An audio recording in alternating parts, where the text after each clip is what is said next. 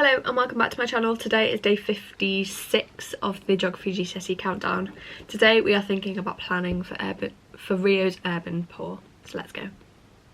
How are favelas being improved?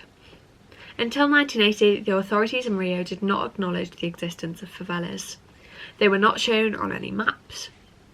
But in the mid-1980s, city planners felt that something needed to be done for the city's poorest citizens.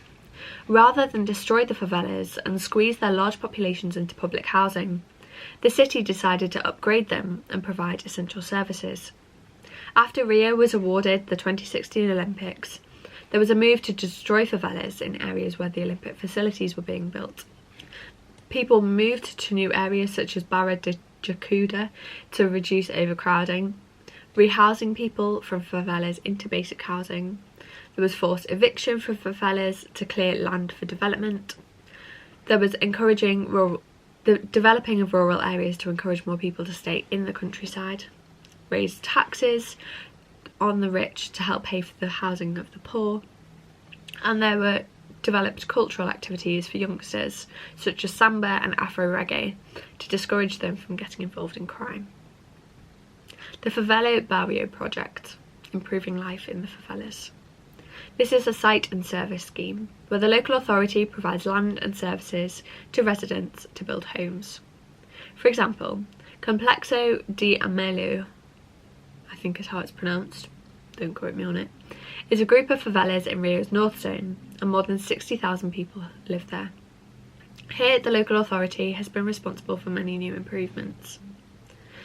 They paved and formally named roads. There was an increased access to water supply and a drainage system which improved sanitation. Hillsides were secured to prevent landslides. All people were relocated where necessary. There was also a building of new health, leisure and education facilities. There was the installation of a cable car system across the Complexo de Amelio hillsides. Inhabitants were given one free return ticket a day. There was access to credit to allow inhabitants to buy materials to improve their homes. 100% of mortgages were available.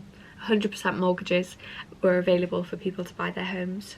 And the pacifying police unit was set up with police patrolling the community to help reduce crime. But has the Favela Barrio project been a success or a failure? The quality of life, mobility and employment prospects of the inhabitants of the favelas has improved because of the developments made possible by the project. It has been recognised as a model by the UN and has been used in other Brazilian cities. However, it has not been a complete success because there are still problems. The budget of $1 billion may not cover every favela. The newly built infrastructure is not being maintained. Residents may lack the skills and resources to make repairs themselves. More training is needed to improve literacy and employment. And rents rise in the improved favelas, which can make the poorest inhabitants even worse off. The effects of the Olympics on the favelas. Some favelas were demolished to make way for the Olympics, the developments associated with the Olympics. About 1,000 people lost their homes to make way for a new road. About 3,000 houses were demolished ahead of the games.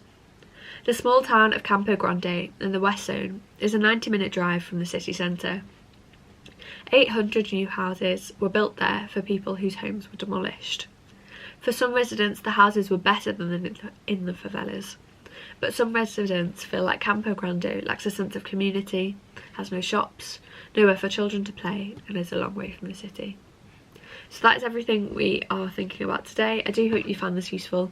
Please do subscribe down below if you have, and I will see you tomorrow for more. Bye guys.